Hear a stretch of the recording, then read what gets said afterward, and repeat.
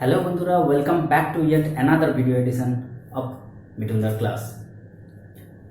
আজকে মিঠুন দার ক্লাসে তোমরা যে জিনিসটা পাবে সেটা হচ্ছে যে স্পোকেন ইংলিশ যে ক্লাস চলছে তার 12 নম্বর ক্লাস। এই 12 নম্বর ক্লাসে তোমরা যে সেন্টেন্সটা পাবে সেই সেন্টেন্সটা তোমরা দেখে নাও। এখানে আছে তারা কেন অফিসে আসেনি। তো এটা হচ্ছে প্রশ্ন। এই প্রশ্নটাকে আজকে আমরা বিভিন্ন রকম সাবজেক্ট দিয়ে কীরকমভাবে হয় সেটা দেখে নেব। তো চলো আজকের মেন ক্লাসে চলে আসি। দেখো এখানে আমরা দে সাবজেক্টটাকে ইউজ করেছি। তো দে সাবজেক্টটাকে ইউজ করে যে বাংলা সেন্টেন্সটা বানিয়েছি সেটাকে সবার প্রথমে আমরা দে দিয়ে একবার কনভার্ট করে নিই। তাহলে কি হয়, চলে আসো। তারা কেন অফিসে আসেনি, ওয়াই দিয়ে শুরু হবে। Y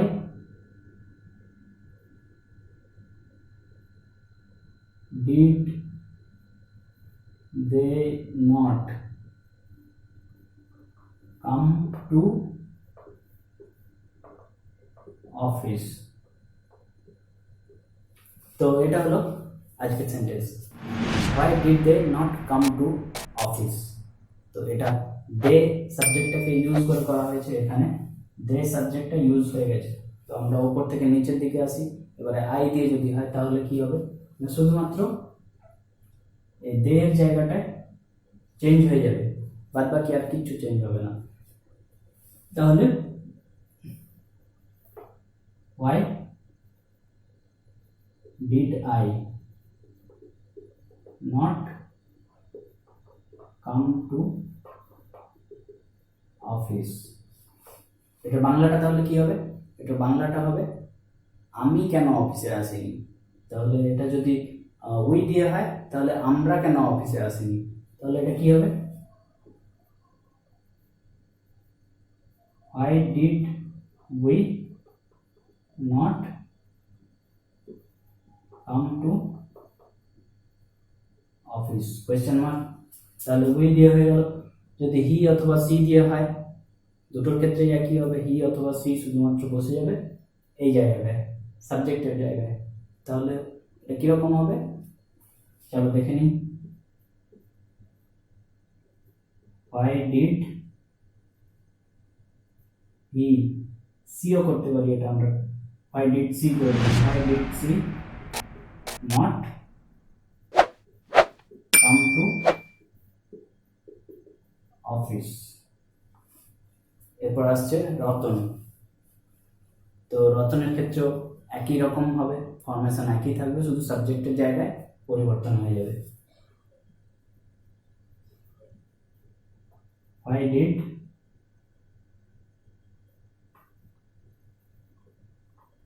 Ratan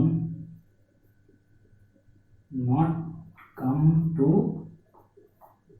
office। তাহলে কি সোজা লাগছে না খুব সেন্টেন্সগুলো। এই সেন্টেন্সগুলো হচ্ছে এরকম টাইপেরই হয়। তো ফরমেশনটা একই রকম থাকে, শুধুমাত্র সাবজেক্টগুলোকে চেঞ্জ করে দিলেই পুরো সেন্টেন্সটা মিনিং একই থাকে। সাবজেক্ট আলাদা আলাদা সাবজেক্ট যখন কথা বলে, আলাদা আলাদা সাবজেক্ট যখন কোনো প্রশ্ন করে তখন এই ধরনের ব্যবহার হয়। চলো আরও যেটা বাকি আছে সেখানে চলে যায়, রতন ফ্রেন্ড। তাহলে এখানে কি হবে,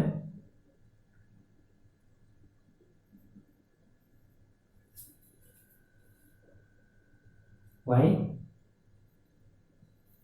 did Ratan's friend not come to office। তো তোমরা একটা জিনিস বুঝতে পারছো যে এখানে যেটা হচ্ছে যে ওয়াই এর পরে ডিড, তারপরে সাবজেক্ট, তারপরে নট আসছে।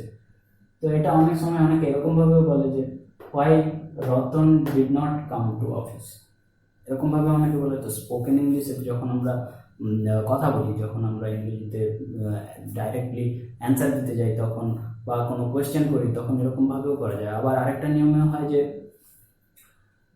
why didn't Ratan come to office, যেটা হচ্ছে ডিড নট এর শর্ট ফর্ম। সেটা হচ্ছে এরকম, ডিড নট এটা সমান ডিডেন্ট,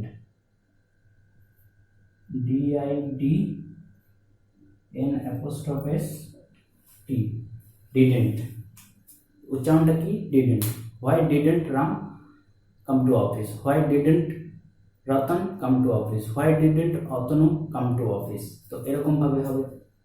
তো নেক্সট যেটা হচ্ছে রতনস ফ্রেন্ডস, এটা হবে why did Ratan's friends not come to office? এরকম হলো। নেক্সট একটা বাদ চলে গেছে, সেটা হচ্ছে ইউ দিয়ে। ইউ দিয়ে যদি করা হয় তাহলে কি হবে? why did you, why did you, why did you, why did you, why did Ratan, why did he, why did she? তো জাস্ট এইটুকু ফ্রেজটাকে আগে মাথায় ঢোকাতে হবে। why did you, why did you not, তারপরে not, why did you not, why did you not come to office? So এতটাই হচ্ছে পুরো সেন্টেন্সের ফরমেশন। এরকমভাবে হচ্ছে পুরো জিনিসটা, আলাদা আলাদা সাবজেক্ট লাগিয়ে আমরা আলাদা আলাদা 8টা সেন্টেন্স তৈরি করতে পারছি।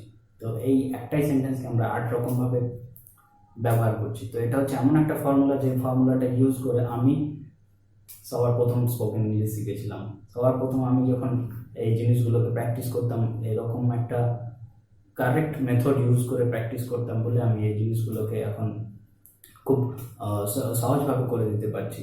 তো তোমরাও যদি এরকমভাবে প্র্যাকটিস করতে থাকো তাহলে তোমরাও এই জিনিসগুলোকে এরকমভাবেই করতে পারবে। তো তোমাদের যদি আজকের ক্লাসটাকে ভালো লাগে অবশ্যই একটা লাইক দিও এবং বন্ধুদের সাথে শেয়ার করে দিও। আর এখন যারা নতুন আছো আমার চ্যানেলে এই ভিডিওটাকে দেখছো অথচ এখনও পর্যন্ত আমার চ্যানেলটাকে সাবস্ক্রাইব করোনি, তাহলে এই মুহূর্তে চ্যানেলটাকে সাবস্ক্রাইব করে নাও এবং বেল বাটনটাকে অবশ্যই প্রেস করে দিও। তাহলে পরের ভিডিওটা আমি যখনই আপলোড করবো তোমার কাছে সবার প্রথমে নোটিফিকেশনটা চলে যাবে। তো পরের ভিডিওতে তোমাদের সাথে আবার দেখা হবে। Till then take care and keep practising on a regular basis. Thank you for watching my video.